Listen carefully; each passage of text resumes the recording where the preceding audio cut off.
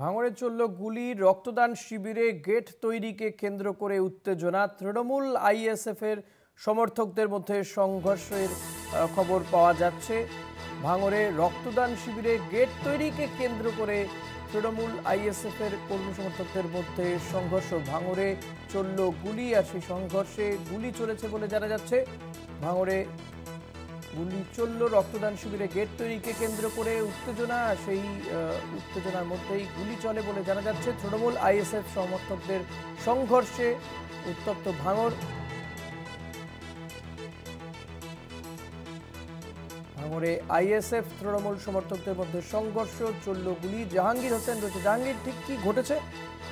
ভাঙড়ের পাকাপোল এলাকার ঘটনা, সস্তঙ্গাছি সহানি এলাকায়, সেখানে আইএসএফ এর রক্তদান শিবির হওয়ার কথা। আর সেই রক্তদান শিবির উপলক্ষে একটি গেট করছিল আইএসএফ এর কর্মী সমর্থকরা, যেখানে 900 দিকের ব্যানার দেওয়া ছিল। তো আইএসএফ এর পক্ষে তো অভিযোগ করা আছে তৃণমূল আশ্রিত দুষ্কৃতীরা তারা কিন্তু যায়, গিয়ে তাদের আইএসএফ কর্মীদের চড়া হয়, তাদের গেট ভাঙচুর করায়, পাশাপাশি আইএসএফ কর্মীদেরকে মারধর করে ওখান থেকে সরিয়ে দেওয়ার অভিযোগ হচ্ছে।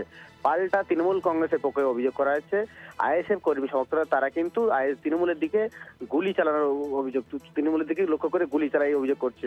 এই ঘটনাকে কেন্দ্র করে উত্তর পলিহাট থানার পুলিশ তারা ঘটনাস্থলে এসে পরিস্থিতি নিয়ন্ত্রণের চেষ্টা করে।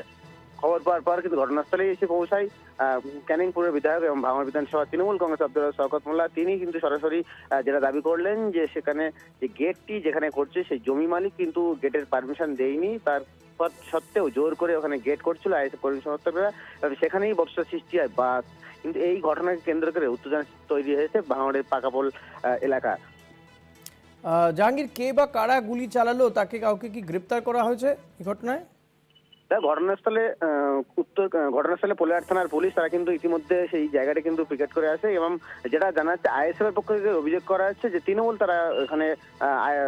তারা কিন্তু ওই গেটে ভাঙচুর এবং আইএসএফ কর্মীদের মারধর করা হয় বলে অভিযোগ করছে। পাল্টা তৃণমূল কিন্তু অভিযোগ করছে যে আইএসএফ কর্মী সমর্থকরা তারা কিন্তু তৃণমূলকে লক্ষ্য করে গুলি চালিয়েছে।